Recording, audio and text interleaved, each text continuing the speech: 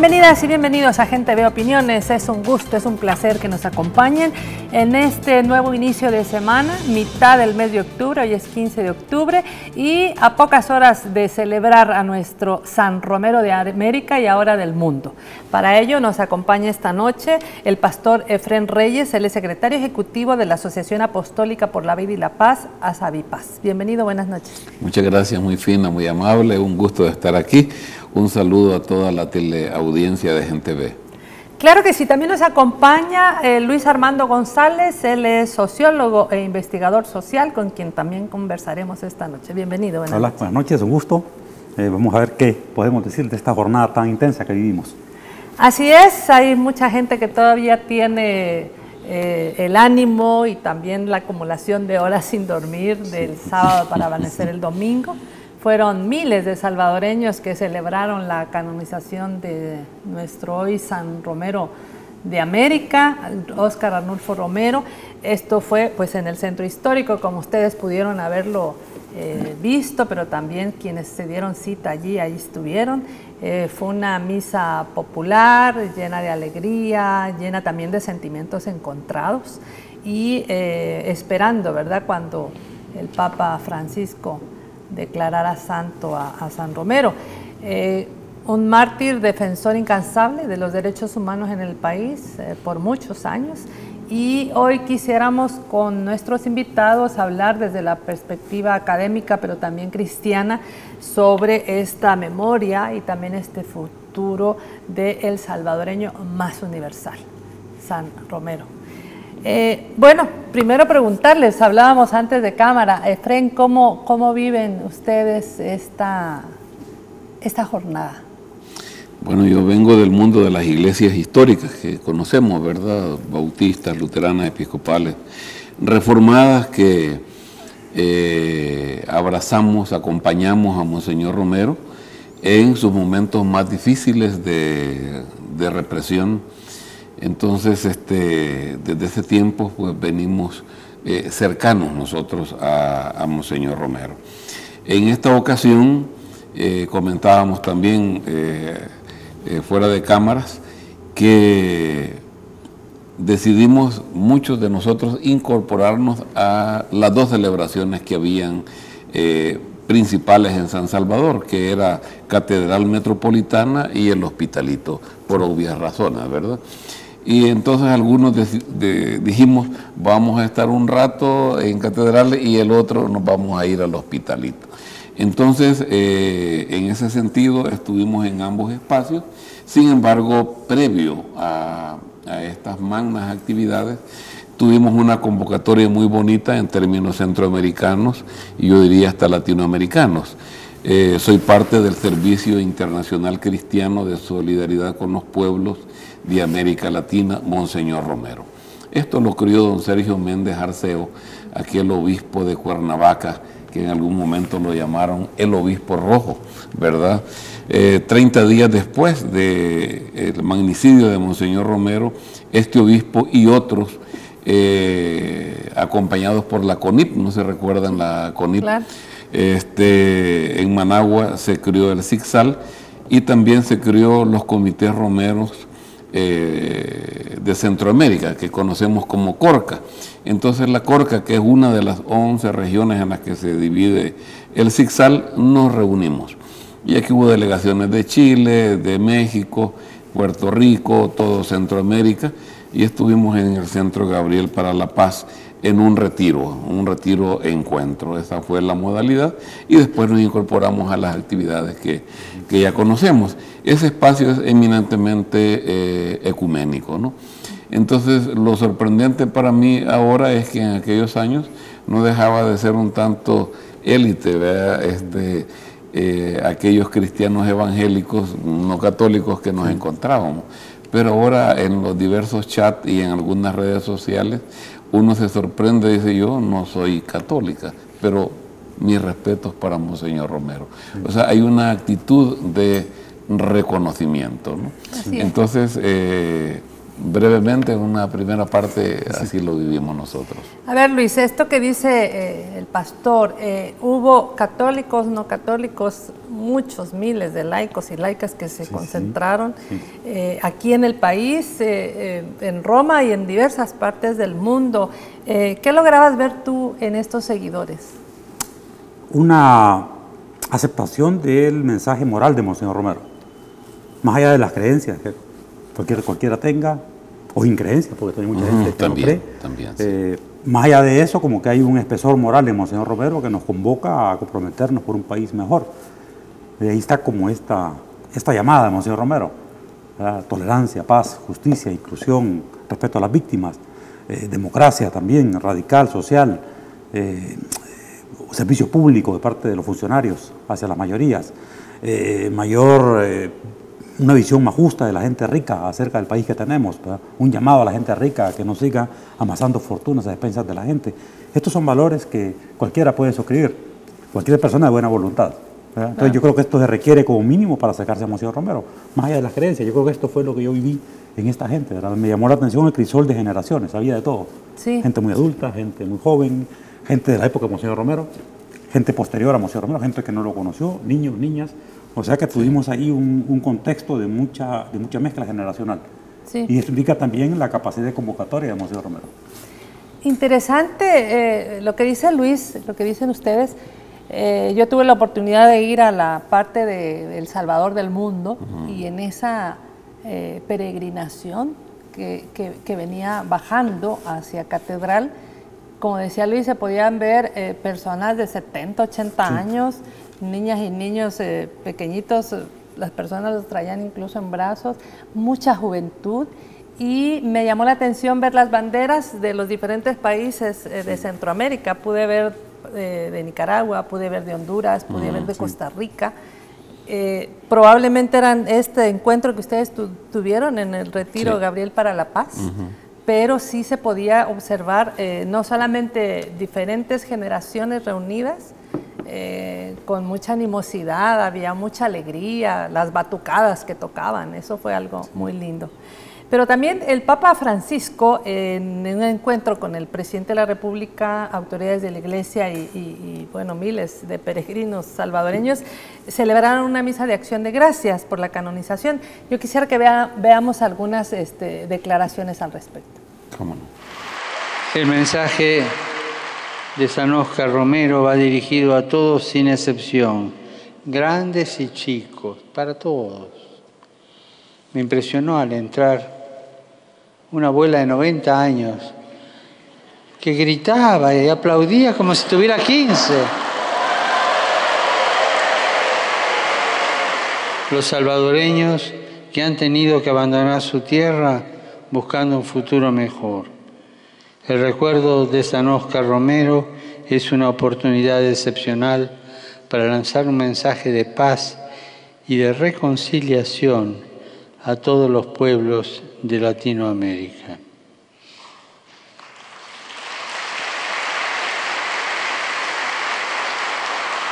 El pueblo lo quería a Monseñor Romero.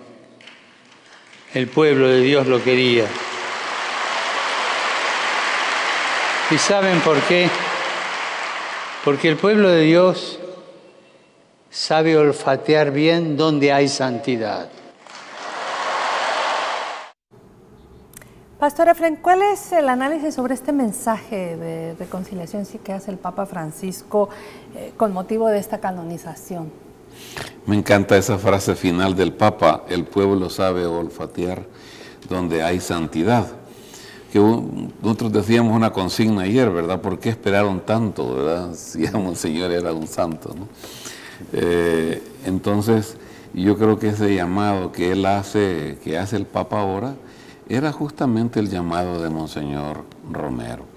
Monseñor fue un vehemente luchador por evitar la guerra en el país, ¿verdad? Fue un vehemente luchador, un soñador. Él no quería la guerra, porque él conocía la guerra. Él la vivió en carne propia en Europa para la Segunda Guerra Mundial. Entonces, y luego su mensaje, o sea, basta ver o leer o escuchar sus homilías. Son un eterno llamado a todas las fuerzas sociales. Él era inclusivo, ¿verdad? Era tremendamente inclusivo. Quienes se quedaron fuera de ese llamado fueron los que se autoexcluyeron, pero el llamado siempre fue para todas y todos. Construyamos un país de justicia para todos, ¿verdad? Para todas. Entonces yo creo que ahora ese pensamiento de Monseñor Romero es cada vez más vigente, no solo en términos salvadoreños o centroamericanos, latinoamericanos, sino que ha dado el salto a la humanidad. Él se convierte ahora en un símbolo planetario, ¿verdad?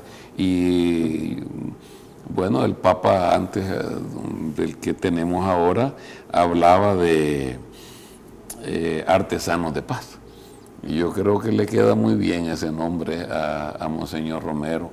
Entonces, hay cosas que son impresionantes. Yo he escuchado varias veces al actual cardenal decir que a 38 años del martirio de Monseñor Romero, nadie ha podido desmentir algo de lo que él haya dicho.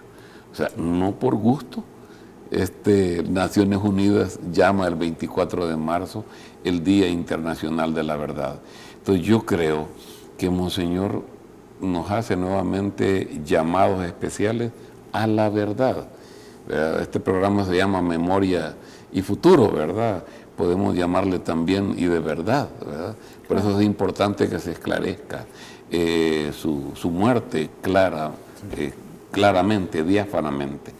Entonces, para que de esa manera se puedan dar otros pasos, ¿verdad? Como el perdón y la reconciliación, pero hace falta superar esa claridad. Entonces yo creo que Monseñor sigue siendo inclusivo. Claro, él también sigue siendo increpador, ¿verdad? Porque él decía en vida, miren, es que no basta con denunciar al que es injusto, es que también hay que encararlo. Claro. Y mal haríamos si nosotros no hacemos un llamado a estas alturas, claro, llamado fraterno, ¿verdad? Aquí no se trata de apalear, pero sí se trata de situar las cosas en su justo lugar. Claro que sí. Es muy cristiano que haya verdad en nuestro país. Saludamos a José Ramos, que nos escribe desde Alexandra, Virginia, que está viendo el programa, porque gente ve a través de Facebook Live, se ve aquí en todas partes del mundo. Luis, en las vísperas de la canonización de Monseñor Romero, el presidente de la República, Salvador Sánchez Serén, decía que su canonización convoca a toda nuestra sociedad a una profunda reflexión para comprender que es urgente un basta ya a la violencia que tanto sufrimiento causa a las familias salvadoreñas. Nos llamaba San Romero a un cambio de conducta, a sumar esfuerzos, a una convivencia con tolerancia, en paz, como decía el pastor Efrén. ¿Qué valoraciones haces tú de esta reflexión del mandatario? El presidente entendió, me parece a mí, en ese discurso y en ese mensaje, como la esencia de lo que Monseñor Romero querría, ahora San Romero, para nuestro país. En su época él fue un artesano de la paz, en efecto, un luchador por la justicia, un denunciador de los abusos que afectaban a la gente más humilde. Ahora el país ha cambiado, sin duda, pero tenemos todavía desigualdades estructurales, tenemos mucha violencia sobre gente humilde, sobre gente pobre, en cantones, en caseríos, en territorios, en comunidades. Y en este contexto nuevo, Monseñor Romero tiene una palabra que decir. Y el presidente captó, digamos, ese mensaje de fondo. Y es construyamos una sociedad distinta a la que tenemos. Trabajemos por una sociedad en la cual la paz sea como la característica definitoria de El Salvador. Y no la exclusión, no el abuso, no la violencia, no el crimen. Entonces yo creo que el presidente en esta, hay una parte, me duró el discurso, vos le diste una parte nada más, pero hay otra un poco más largo. El presidente en realidad enfatiza esto que Monseñor Romero nos animó y nos anima ahora, la esperanza. Él como que nos dice, es posible tener una sociedad distinta, siempre y cuando cambiemos, siempre y cuando nos comprometamos con una sociedad distinta. Y este puede ser el mensaje que Monseñor Romero nos deja y que el presidente, de manera, me parece a mí, bien preclara, nos transmitió en la jornada previa a la canonización. Sí, él hablaba también de poner en práctica una nueva cultura de paz basada en el respeto a la vida, a las diferencias y a los derechos humanos, que reúne mucho del pensamiento de Romero. Bueno, la población salvadoreña, aquí toda la de la diáspora celebró con alegría, ya decíamos, esta canonización que convierte a Óscar Arnulfo Romero en el primer santo salvadoreño. Participaron de la misa que presidió el padre José María Tojeira en Catedral Metropolitana. Quisiéramos poner un fragmento del mensaje del padre Tojeira. Porque exigía justicia para los campesinos y los trabajadores, apoyaba sus reivindicaciones,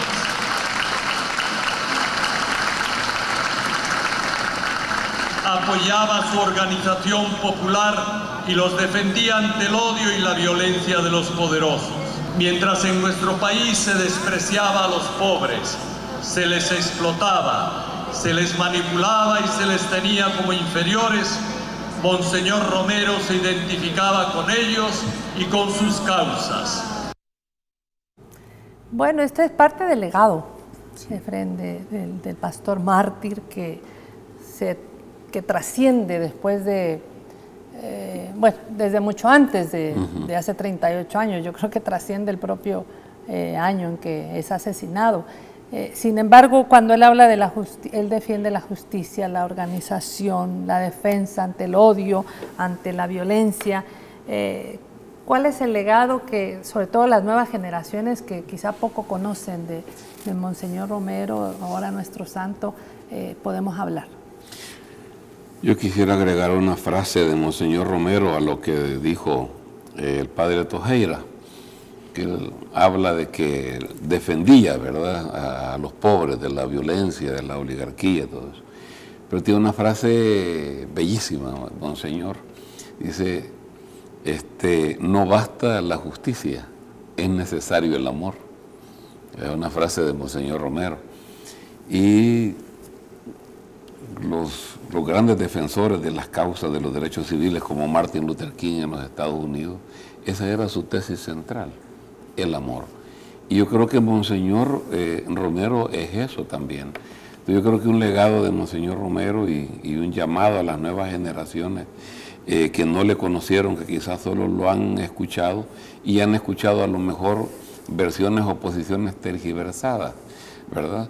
Porque algunos lo etiquetan inmediatamente de izquierda para hacerlo ver como una figura violenta, para tratar de, ¿cómo decir?, de manchar su imagen. Olvidan que él fue pastor y fue pastor de todas y todos, porque exhortaba a unos y exhortaba a otros, y lo hacía con amor, ¿verdad? Amor no quita conocimiento también, porque también tenía mucha energía. Entonces yo creo que las nuevas generaciones deben de tener una visión de Monseñor como un hombre firme, enérgico, que con amor llamaba la atención, ¿verdad? Aunque él era un hombre de carácter tranquilo, ¿verdad? Muy humilde, muy sencillo, que algunos lo que dicen es que el púlpito es el lugar donde él se transformaba y donde él hablaba con tanto ímpetu. Pero las nuevas generaciones deben de ver en él a un hombre de paz, que fue capaz de ofrendar su vida porque en este país tuviéramos una paz con justicia social. Parte del legado. Pues yo creo que nos enseñó a ver la realidad con unos ojos críticos, a distinguir los ejes que la configuran, a entender que hay violencias que generan violencias, sobre todo la violencia estructural, que genera desigualdades, que genera odios, que genera exclusiones. Nos enseñó a ver con realismo lo que el país puede ser. Este país no puede ser automáticamente Holanda o Suecia, va a ser El Salvador, ¿verdad? Y para que sea un Salvador distinto debemos de reconocer primero lo que somos y luego comenzar a cambiar eso malo que tenemos.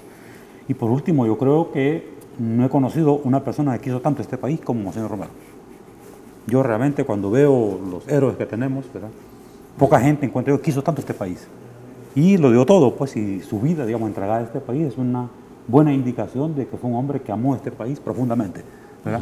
Y que si algo podemos aprender nosotros es a querer a este país como lo hizo Monseñor Romero.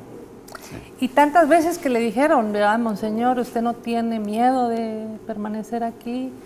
Y él decía, no, yo no me voy a ir, quiero acompañar a mi pueblo, bajo la amenaza que en esta oportunidad hacía muchos de los medios que existían en el país. ¿Cómo interpreta, Pastor Efrén, esta valentía de Monseñor? Sí, es que él se encarnó con el pueblo, ¿verdad? Él se hizo uno. Esas canciones, símbolo de rebeldía, ¿verdad? Son tan sentidas. Sí. Y aquellas frases allá cuando llegaba por nuestros cantones, ¿verdad? Y en los videos que hemos estado viendo caminando en la línea del tren, en esas chozas de plástico, de cartón. O sea, fue un hombre que no fue de prédica de púlpito únicamente, claro, lo hizo, pero él caminó, vivió. Él tenía un programa que se llamaba Sentir con la Iglesia. O sea que era un hombre que vibraba con los corazones, con las esperanzas, con los sueños, pero también con la tortura, con el dolor, con las víctimas de desaparición forzada. Él vivió todo eso, ¿no?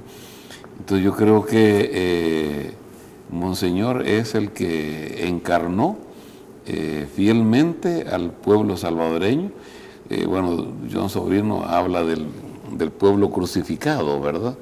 Entonces, yo creo que él mismo igual se dejó crucificar junto al pueblo. Lo hermoso de todo eso es que después de esa crucifixión también la historia, la iglesia y el pueblo lo ha resucitado, como él mismo lo profetizó. Así es, se leían las pancartas el sábado, sí, domingo, ¿verdad? El pueblo resucitó a Monseñor. Y es extraordinario que la Plaza Barrios, que fue hace casi 40 años un lugar de muerte y de terror, fue la madrugada del domingo que pasó, pues un lugar de vida y de esperanza, realmente es... De alegría. Son los tocar de este país. El pueblo lo hizo santo.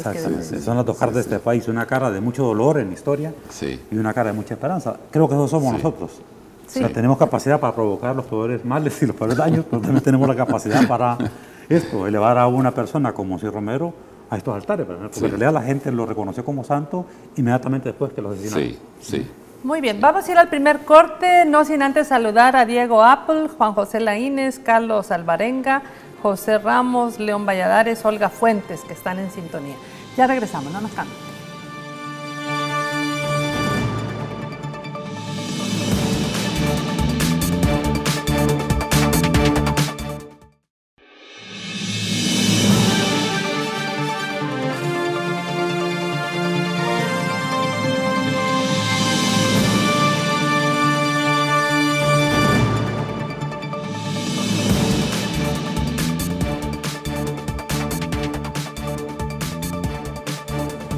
Bueno, sobre Monseñor, hoy santo, ya no me acostumbro a decir nuestro San Romero de América y del mundo.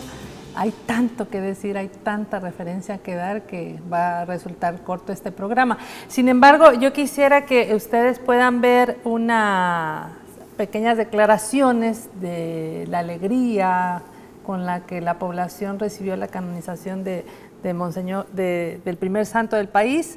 Participaron en la misa en Catedral Metropolitana, así que queremos que lo vean. Yo creo que Monseñor Romero vivió los momentos más cruciales que tuvimos como pueblo salvadoreño, porque fue los momentos de mayor represión, ¿verdad? Los asesinatos de los sacerdotes, de las religiosas, de los campesinos, de los estudiantes, de los obreros. Porque yo no lo conocí en persona, pero lo conocí por la iglesia X. Tal vez ustedes oyeron mentar la iglesia X, por allí yo le puse amor a él y a lo que él hablaba, que era la realidad. ¿Qué puede significar? La esperanza, que puede venir la justicia, la igualdad, un momento en que la sociedad pueda tener cambios positivos, un país nuevo. Él mismo dice que si lo mataran, iba a morir por su pueblo. Su sangre se ha derramado aquí por su país. Él dijo: si a mí me asesinan, resucitaré en el pueblo salvadoreño. Y en realidad que así fue, ¿verdad?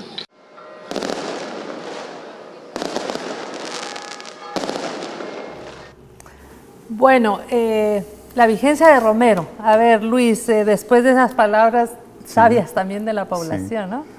Pues sigue siendo Monseñor Romero en realidad. ¿Y por qué era Monseñor Romero y fue Monseñor Romero? Es que fue santo y es santo. Creo que el divorcio entre, o quedarnos con el santo Romero a expensas de Monseñor Romero me parece que es un gran error. Son uno y la misma persona.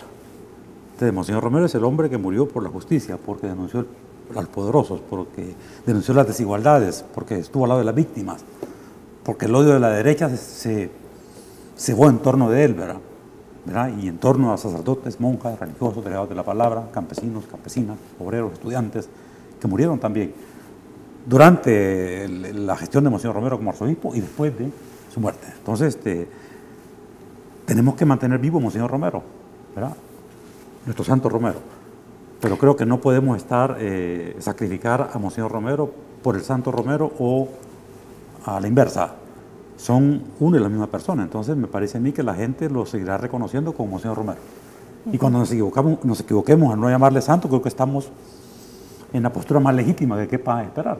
Entonces, yo he tomado como lema llamarle siempre Monseñor Romero, ¿verdad? Porque me gusta más, pues porque me dice más como Monseñor Romero que como santo, pero eso es por mis creencias particulares. Claro. Pero creo que la gente también debe asumir que si lo considera santo porque fue martirizado por el poder de este mundo.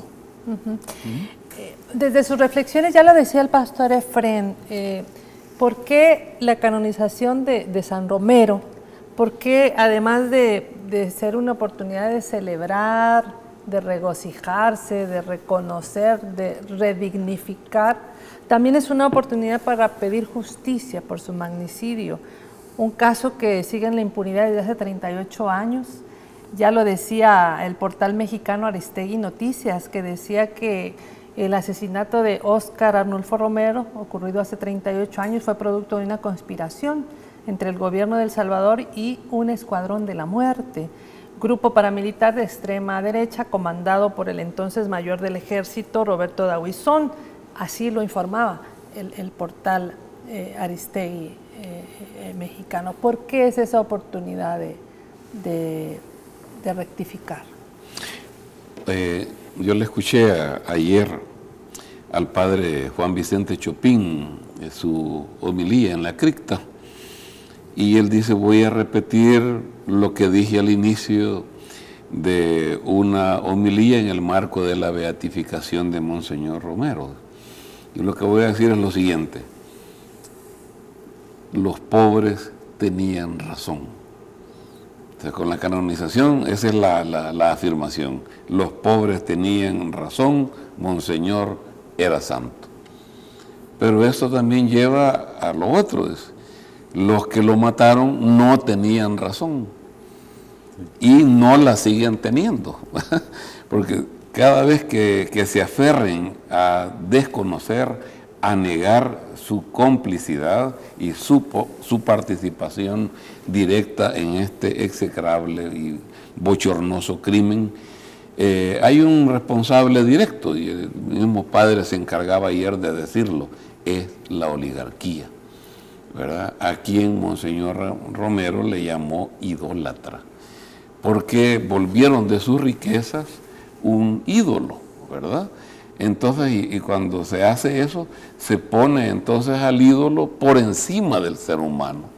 Entonces yo creo que el llamado de Monseñor Romero es a que dejen de idolatrar la riqueza, por las que fueron capaces de asesinar todas las personas que describió la hermana Noemí Ortiz en el testimonio, ¿no? Entonces yo creo que ahora deben de ser audaces y capaces, pueden hacerlo, de reconocer ese delito, de reconocer ese pecado, que significa lo mismo, ¿verdad? Entonces, y van a tener la bendición de tener paz en su corazón, y le van a ¿cómo se llama?, a heredar a las futuras generaciones, a sus hijos también, como personas liberadas de una culpa, y no se van a ir al basurero de la historia, perdón la dureza de la palabra, pero pecadores y con amargura en sus corazones, habiendo dejado amargura a sus seres que son sus sus amados hijos, sus amadas familias. Esta es una oportunidad de oro, es un segundo campanazo. Su muerte fue quizás una primera campanada, su beatificación otra, pero esta es una tercera oportunidad. No sé si va a haber más, ¿verdad? Para que quienes le asesinaron lo reconozcan. Los asesinos intelectuales, que es la oligarquía de este país, y lo que usted ya citó, María Teresa, ese escuadrón presidido por Dahuizón. Aquí los que tenemos edad como Luis, recordaremos esas campañas venenosas, emponzoñadas, denunciando. En lo personal recuerdo con mucha frescura todavía cómo se señaló a Monseñor Romero y a otras víctimas como Mario Zamora, que era procurador de la República. Bastaba que él lo dijera en la televisión para que al día siguiente o a las pocas semanas esa persona terminaba muerta. O sea, pruebas hay. A ver, en este tema de reconocimiento, la población no olvida, la población tiene presente como hoy lo que ocurrió hace 38 años, porque a mucha de la población salvadoreña le tocó, con una familia, con una amistad, etcétera. ¿Cómo analizar entonces una actitud que hemos escuchado en los días anteriores? El candidato de Arena, por ejemplo, que decía que es presumiblemente el tema de la Comisión de la Verdad, cuando se atribuye el asesinato al fundador del partido Arena, Roberto Dahuizón, este partido que habla como que, yo estuve leyendo ayer algunos comentaristas que decían, ¿cómo decían? Sinceridad intelectual, honestidad intelectual, yo realmente a Monseñor no lo conocía. Mucha gente, incluso adulta, le vetaron, le nublaron el derecho a conocer la verdad, y como dice el pastor Efrén, es una tercera oportunidad de la verdad. Claro, hay un tema que es el tema de pedir perdón, digamos, que es importante, pero hay un tema de justicia y de penalización, me parece a mí, de quienes participaron directamente en el crimen. No fue una sola persona, sino que fue una red criminal que operaba en el país, ¿verdad? Y que andaba por las calles matando gente, ¿verdad? Roberto Dahuizón era una figura clave en esta red criminal. Estaban los grupos financistas también, había financiadores que compraban las armas, pagaban el dinero, pagaban los carros, que era gente de poder económico, y estaban los medios de comunicación, que fueron cómplices, medios de comunicación de derecha, que fueron cómplices también, no solo en la muerte de Monseñor Romero, sino de los jesuitas de la UCA, en el año 89. Eso me parece a mí que requiere una investigación de primer nivel, a nivel judicial. No se ha hecho, está pendiente. De modo que, por un lado, el perdón, digamos, en cuanto pedir a la sociedad digamos que la sociedad diga, está bien, perdonamos esto, pero también está la parte jurídica, la parte penal, que yo creo que ambas van de la mano. O sea, la gente a veces fácil dice pido perdón por lo que hice, pero me parece a mí que eso, para mí, en lo personal, no basta. Me parece a mí que hay que trascender a una investigación de fondo que dé cuenta de quiénes eran los que financiaban, quienes participaban de estas redes criminales y, por supuesto, la autoría, digamos, en la dirección directa de este escuadrón de Roberto Dahuizón. Esto para mí es clave. Lo otro es, que llama la atención, es el giro que algunos medios están dando ahora acerca de Monseñor Romero. Medios que generaron odio en contra de él ahora se suman a la ola, digamos, de santidad de Monseñor Romero. Me parece que ahí hay mucha hipocresía. Porque seguir a Monseñor Romero no es solo decir que creo en él o que me gustan sus ideas, sino que es también defender los ideales de Monseñor Romero. Es decir, en el caso del dueño del Selectos, si él sigue a Monseñor Romero, va a tener estampas de Monseñor Romero, debería pagar mejores salarios a sus empleados y no permitir que coman en la grada del Selectos. Esto daría un signo, digamos, de que es un seguidor de Monseñor Romero. De lo contrario, nada más está siendo meramente hipócrita, ¿verdad?, en esto de decir que él sigue a Monseñor Romero. Entonces, por ahí va la conversión, me parece a mí, que Monseñor Romero exige a la gente que dice que está identificada con él.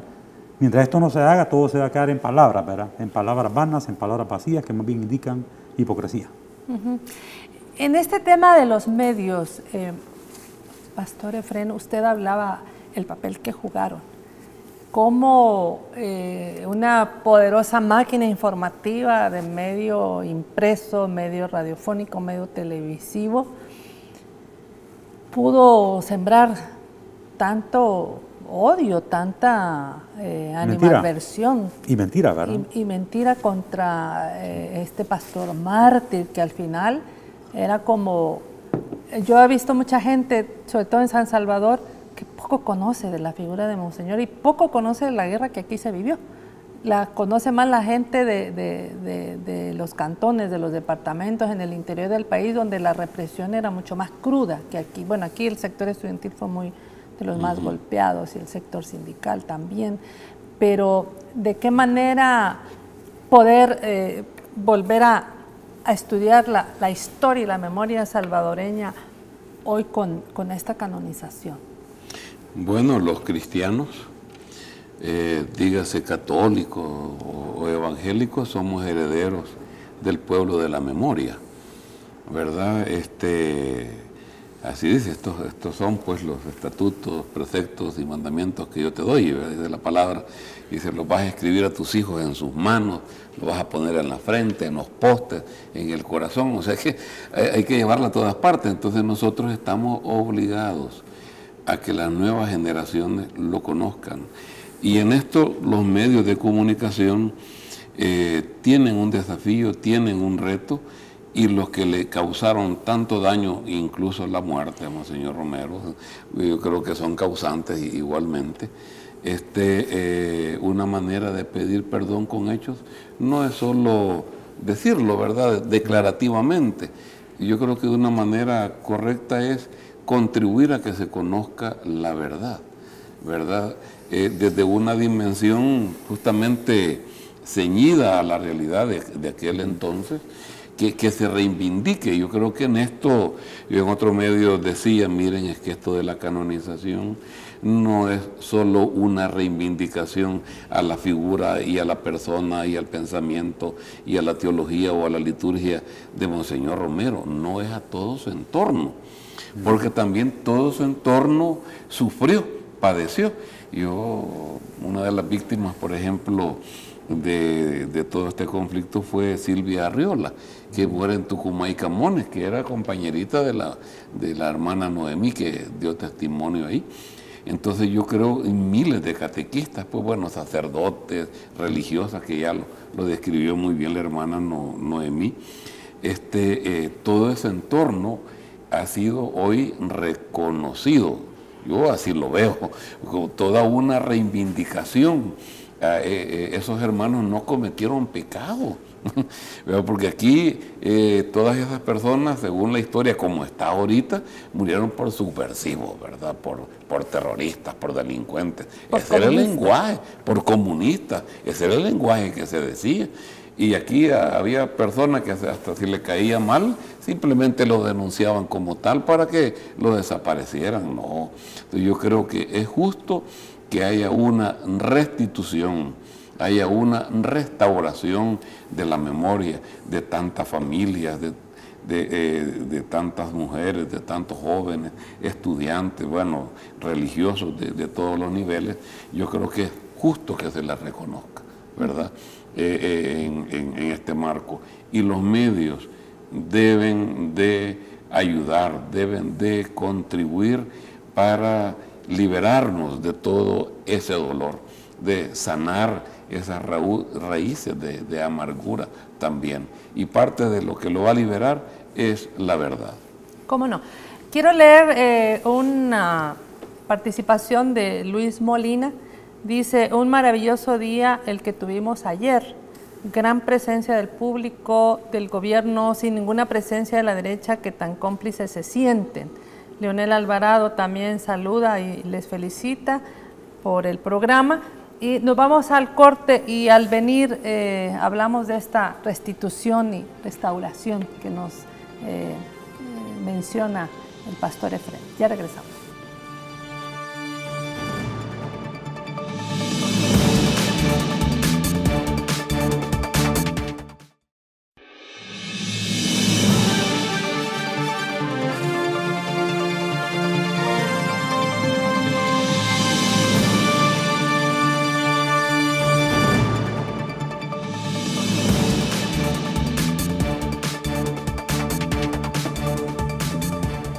Bueno, hablamos de esa madrugada, de esa noche, de esa alegría, de esos sentimientos encontrados, donde y los salvadoreños reíamos y llorábamos, ¿verdad? Sí, sí, sí. De esta restitución y restauración de la que habla Efrén, Luis, yo quisiera referencia cómo debiéramos proyectar esta memoria de nuestro San Romero a futuro. Pues yo creo que la parte judicial, de la que hablé antes, pudiera haber una vía para que después de que se investigue bien lo de Monseñor Romero, ese mismo mecanismo sirva para otros casos. Y podemos ir avanzando en profundidad a casos significativos. Las monjas norteamericanas, por ejemplo, el Mozote, el Zumpul, Tres Calles, la Cayetana, que son, digamos, que han quedado como delitos de lesa inhumanidad impunes. Y quizás lo de Monseñor Romero podría dar paso a una mecánica de investigación en la cual, por un lado, la parte judicial diga una palabra, en muchos casos ya no será posible castigar a los culpables porque ya pasa mucho tiempo, pero por un lado la verdad judicial será establecida y por otro lado la verdad moral. Es decir, que las personas que fueron cómplices o que participaron en delitos de lesa humanidad también pidan perdón. Esto sería honrar la memoria de las víctimas, sería una cosa que la gente agradecería. Una tercera cosa que yo veo es también restituir a la gente que sobrevivió o a su familia ya con cosas materiales, con algún tipo de beneficio, con algún tipo de bienestar, becas, ayuda, ¿verdad? En fin, hay gente que está en la miseria todavía, en la pobreza, pues había que diseñar mecanismos desde el Estado, o sea, con un impuesto incluso especial a la empresa privada. No le gustan mucho los impuestos, pero yo creo que un impuesto por la memoria histórica, de modo que este fondo sea para becas, para apoyo, para niños, niñas que sobrevivieron a la guerra. Entonces yo por ahí veo como una serie de mecanismos que pueden permitir no quedarnos solo en el perdón, digamos, meramente de palabra, pues, porque uno puede cometer un delito y decir, bueno, pido perdón, pero bueno, ¿y qué hago a cambio, además de pedir perdón? Pues si puedo hacer alguna cosa material para favorecer a la víctima, yo creo que es bueno hacerlo. Y luego está la parte judicial, que creo que también debemos de mantenerla como parte importante de este proceso de reivindicación y de rescate de la memoria y de el debido reconocimiento al dolor de la gente que murió por violencias injustas. ¿De qué manera, Pastor Efrén, podría también estar interpretando la población que ahora los medios que antes señalaban a Monseñor Romero como el cura comunista come niños casi, o que llamaba a la división de la sociedad, que tenían una forma muy parcializada de verlo, ahora puedan tener a este San Romero como un cura de atril, un santo de figura? ¿Cómo dar la justa dimensión de lo que Monseñor Romero, el santo de este país, el único que existe, pueda ser de carne y hueso, de caminar con la población, pero también de esperanza? A mí me provoca recordar, he compartido esto en algún otro medio, cuando el apóstol Pedro se lanza con el sermón de la montaña, una vez restituido después de haber negado a Jesús, increpa a quienes matan a Jesús y les dice: sépalo ciertísimamente toda la casa de Israel, que a ese Jesús que ustedes mataron colgándolo de un madero, Dios le ha hecho ahora Señor y Cristo. Entonces se compungieron, dice la Escritura, los que se sentían culpables y dijeron: varones hermanos, ¿y entonces qué haremos? Arrepiéntanse y bautícense en el nombre de Jesús. Está registrado en el libro de los Hechos. Entonces yo creo que es similar, no igual, es similar. Entonces, ese Monseñor Romero que asesinó la oligarquía, bueno, la Iglesia, El Salvador, el planeta, le ha reconocido su santidad, ¿verdad? Entonces yo creo que háganse la pregunta de aquellos que asesinaron a Jesús: ¿y qué vamos a hacer nosotros? Bueno, reconocer, hombre, arrepentirse, hombre, pedir perdón y restaurar, o sea, resarcir a las víctimas, porque ya dijimos, con declaraciones no vamos a llegar lejos. Es importante que no repitamos la historia, y para no repetirla es importante hacer un ejercicio de memoria que cale hasta lo más hondo de nuestros huesos, de nuestro corazón, de nuestra mente, de manera que se transmita a las nuevas generaciones que la vida se respeta. Porque respetar la vida es respetar a Dios, porque nosotros los seres humanos somos hechos, dice la Escritura, a imagen y semejanza de Dios. Es que por eso es que es grave la cosa, ¿verdad? Porque la oligarquía aquí, el gobierno de aquel entonces, ultrajó, mancilló, machacó, masacró la imagen de Dios. Eso fue así. Entonces yo creo que ahora está la linda oportunidad de dar frutos, como dice el Evangelio también, dignos de arrepentimiento. ¿Y cuáles son esos frutos? Amar al prójimo, como lo dice la Escritura y como lo pidió Monseñor Romero. Yo creo que esa sería una de las cosas que veo, ¿no? Sí. Retomar su legado de nuestro santo, de Monseñor Romero. ¿Qué significa para ese joven, esa jovencita que está en la adolescencia y que le dijeron cosas equivocadas, mentiras de él y que ahora ve a un santo? Leer lo que Monseñor Romero dejó. O sea, tenemos una gran ventaja con él, tenemos cosas que él dijo directamente. Hay grabaciones, hay audios, hay imágenes, hay textos, están las homilías de Monseñor Romero, su diario personal, que es una joya, la verdad, de espiritualidad y de compromiso con este país, de preocupación por la gente humilde, de diálogo de Monseñor Romero consigo mismo y con Dios, porque él lo dice permanentemente. Están sus cartas pastorales. Hay una fuente muy rica de su pensamiento, de su moral, de su ética, de su fe, que los jóvenes deben conocer. Por un lado. Por otro lado, hay un legado ya de reflexión teológica, pastoral, sociológica, política, posterior a la muerte de Monseñor Romero. ¿Verdad? Que la gente que quiso mantener vivo su legado fue haciendo. ¿Verdad? Yacuría, John Sobrino, etcétera, ¿verdad? Urioste, fueron generando, digamos, un pensamiento y una reflexión en torno. Hay una tradición, digamos, ¿verdad? Así como con Jesús hay una tradición. Esa tradición es parte también del legado que nos deja Monseñor Romero. Hay música, hay una gama, digamos, de expresiones musicales, teatro, música, danza, canto, poesía. Iconografía, películas. De modo que también hay una producción impresionante. Si alguien hiciera un estudio sociológico, antropológico, cultural, yo creo que nadie, no sé, ¿verdad? Yo no he hecho esa investigación, pero yo creería que nadie ha reunido tanta cosa buena en diferentes expresiones, ¿no? Y con él no partimos de cero, como el señor Romero y con el Santo Romero, partimos ya, como digo, de lo que él hizo y que está ahí, y que se puede conseguir, se puede ver, tocar, y está también toda la obra que elaboraron otros discípulos de él, gente que le fue fiel después de su muerte, y que eso es parte también del legado de Monseñor Romero. Entonces ahí las nuevas generaciones deben empaparse. Y por último está la gente que lo conoció, que todavía hay gente viva que lo conoció. También es otro legado. O sea que hay dónde, pues. No estamos ahí como en lo incierto, de no saber por dónde entrarle. Hay una rica herencia de Monseñor Romero. Un gran comunicador era, ¿verdad? Sí. Bueno, hay frases preciosas cuando le bombardearon en 5 ocasiones la emisora, ¿verdad? Siempre la ISX, la ISX. Y él dice en una de esas, llega la población ahí, dice, bueno, si no nos queda nada, si los matan, como si me matan a mí, a todos los sacerdotes, ustedes conviértanse en micrófonos de Dios. Era muy audaz en eso.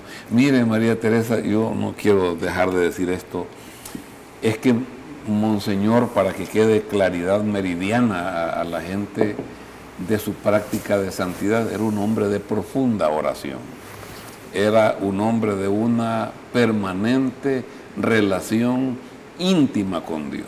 Y digo íntima, no intimista, ¿verdad? Entonces, esa relación íntima con Dios, esa oración permanente y constante, es la que a él le daba mucha fortaleza. Y hacía que el Espíritu Santo lo tomara y enfrentara con valentía cosas que va más allá de la adrenalina. Muy bien. Sí. Hay que ser micrófonos de Monseñor. Bueno, gracias a Efrén Reyes, pastor, secretario de Asavipaz, y a Luis Armando González, sociólogo e investigador. Gracias por haber venido esta noche. Sobre todo gracias a usted por mantener la sintonía de Gente Ve, que aquí siempre sabe usted que traemos personas que saben de los temas. Así que le invitamos el día de mañana a las 7 de la noche para que nos acompañe siempre aquí en Gente de Opiniones.